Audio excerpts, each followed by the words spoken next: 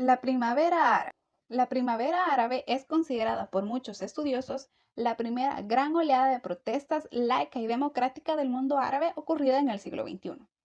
aunque existen otros autores que ponen en tela de juicio la precisión de esas afirmaciones. Las protestas que se originaron en este contexto fueron de índole social, causadas entre otros por factores estructurales y demográficos, unas condiciones de vida duras arraigadas en el desempleo. A todo esto se añade la existencia de regímenes corruptos y autoritarios que fueron revelados mediante la filtración de documentos de Wikileaks. Estos regímenes en cuestión nacieron de los nacionalismos árabes de entre las décadas de 1950 y 1970 y se fueron convirtiendo poco a poco en gobiernos represores que impedían una oposición política creíble, lo que dio lugar a un vacío que fue llenado por movimientos islamistas diversos. Pero, ¿cómo podemos definir la primavera árabe? Existen diferentes definiciones. Por ejemplo, según el coronel Luis Alberto Villamarín Pulido, la primavera árabe fue una serie de protestas populares contra diferentes gobiernos, reflejadas estas en levantamientos y rebeliones armadas en los países árabes del Medio Oriente a principios del año 2011. Pero, además, planteó que fue un fenómeno sociopolítico, geopolítico y un transformador del orden mundial, el cual revivió unidades culturales y sentimientos políticos religiosos compartidos por los ciudadanos del entorno geopolítico árabe en su totalidad. Siguiendo esta misma línea, encontramos al autor Francisco Veiga, quien destacó que la aparente unanimidad entre los países, a pesar de sus diferentes entidades, fue justamente la razón para que la primavera árabe fuera categorizada como una revolución popular. Esta supuesta unanimidad fue alentada por los medios de comunicación occidentales, debido a que presentaron el suceso como un éxito colectivo, en busca de la democracia, minimizando que existían causas heterogéneas entre los diferentes países. Las protestas perseguían un cambio de régimen. Este fenómeno sociopolítico invitó a los árabes a recuperar el destino de cada país, lejos de las ambiciones de las élites corruptas. El mensaje de restauración árabe se propagó entre los habitantes de los países implicados como pólvora. La aceptación de este mensaje general provocó que más personas participaran en las múltiples protestas.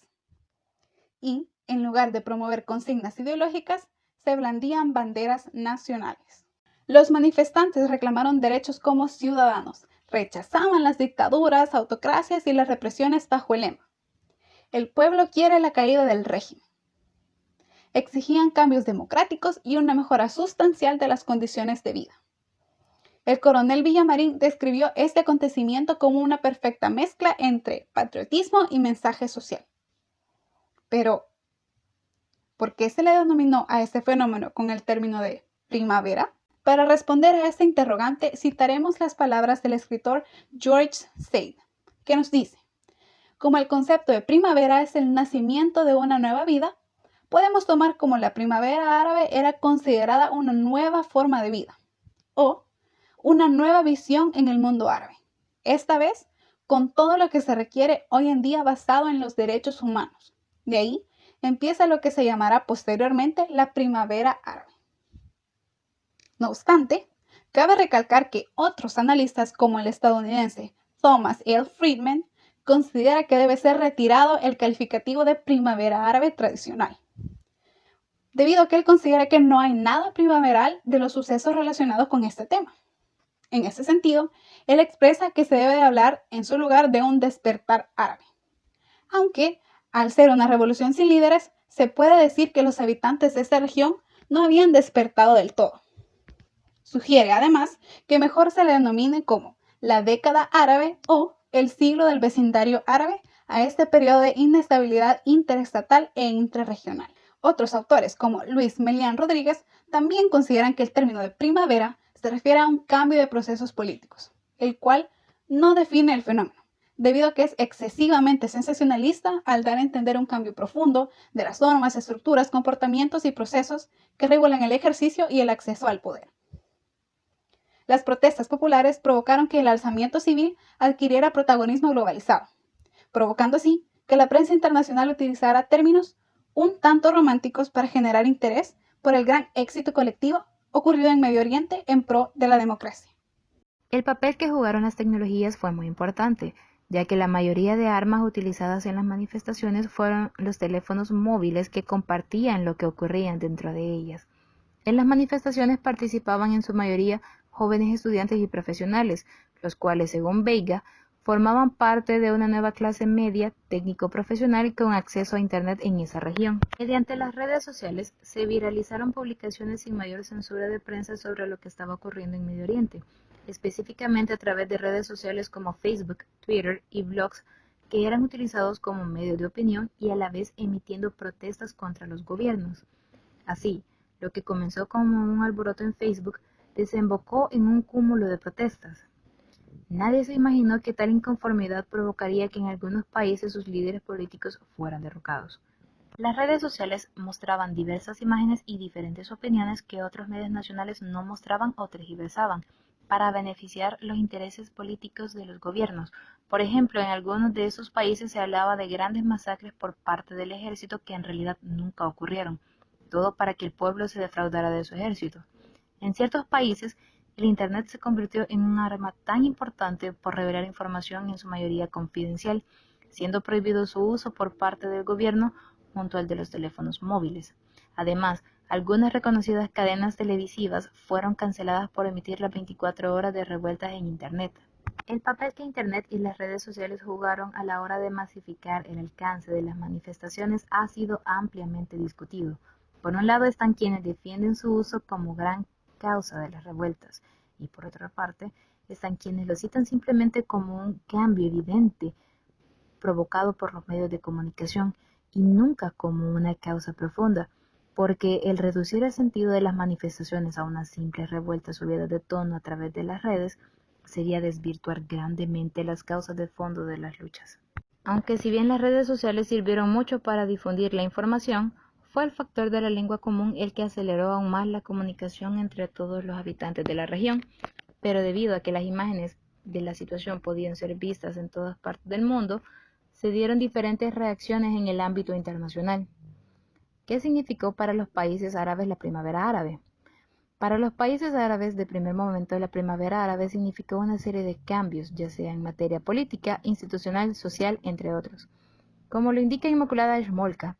al referirnos a la primavera árabe no podemos hablar en propiedad de una ola de democratizaciones, ni por cerca, sino de una quinta ola de cambio político circunscrita a la región, que tomó la forma de procesos rupturistas o reformistas según los casos, y con efectos muy diversos sobre la naturaleza de los regímenes árabes. La gran parte de países árabes ubicados en el Magreb, la península arábiga y Medio Oriente vivió a diferente escala, manifestación e intensidad un estadio de primavera árabe. Como Veiga afirma citando a el Hussein Masnovi, el factor referente a los sistemas políticos en los cuales se encontraban articulados los países fue altamente determinante a la hora de analizar los efectos de las revueltas populares. Tenemos que las monarquías como Marruecos, Arabia Saudí y Jordania utilizaban la represión y mano dura para hacer frente a la ola de reclamaciones sobre mejores condiciones de vida, mientras que en los sistemas republicanos como Túnez, Egipto o Yemen limitaron el uso de la mano dura como respuesta a las protestas y desdibujaron una era de promesas de cambio, lo que da como resultado que la mayoría de las monarquías se mantuvieran en el poder, pero con un ojo más crítico por parte de sus poblaciones sobre sus políticas internas, debido a que las monarquías, aparte de tener la legitimación política, las raíces religiosas de las mismas les hacían contar con un respaldo de poder diferente al de las repúblicas, las cuales vieron oportunidades de cambio y transformación cuando sus líderes políticos empiezan a renunciar a su cargo y llaman a nuevas elecciones. De igual forma, la primavera árabe pone en boga el debate sobre el papel que debería de jugar la religión al interior de los estados, o si simplemente se debería de optar por un laicismo. Como lo asegura Alberto Villamarín, en los países árabes el papel y el poder de los islamistas había sido relegado a los márgenes políticos de la oposición, pero con la búsqueda de nuevas alternativas en la forma de gobierno que permitieran un cambio, los islamistas llegaron a luchar con mayor fuerza para participar más activamente en los gobiernos de los países árabes, como ya ocurría en Arabia Saudí e Irán. La religión ha sido y siempre será un tema delicado en la región, más aún con las diversas ramas del Islam que ahí convergen, por lo que la primavera árabe también significó en grandes repercusiones para las rivalidades ya imperantes de chiíes y suníes en algunos países, haciéndolas todavía más profundas. La falta de aceptación puede que sea la visión extremista de los islamistas, como lo es el salafismo político, sin referirnos al uso de la violencia, sino a las interpretaciones estrictas del Corán que no dejan cabida a las nuevas realidades más participativas de los sectores de la población. La primavera árabe también significó un desprestigio de la administración y manejo de los asuntos estatales al interior de los gobiernos por parte de la población, quienes por sus propios medios se coordinaron para exigir justicia social y el respeto de sus derechos civiles y políticos en primera instancia, porque de ellos se condicionaban los relacionados al desarrollo. Al mismo tiempo, la inestabilidad política en algunos países ocasionó grandes olas de desplazados y refugiados, tanto a zonas más estables dentro de su territorio, a países vecinos con mayor estabilidad y también hacia países europeos. El deseo de un cambio en el régimen político se esparció desde Túnez. En cuestión de días, se levantó una ola de alzamientos populares en contra del gobierno tunecino.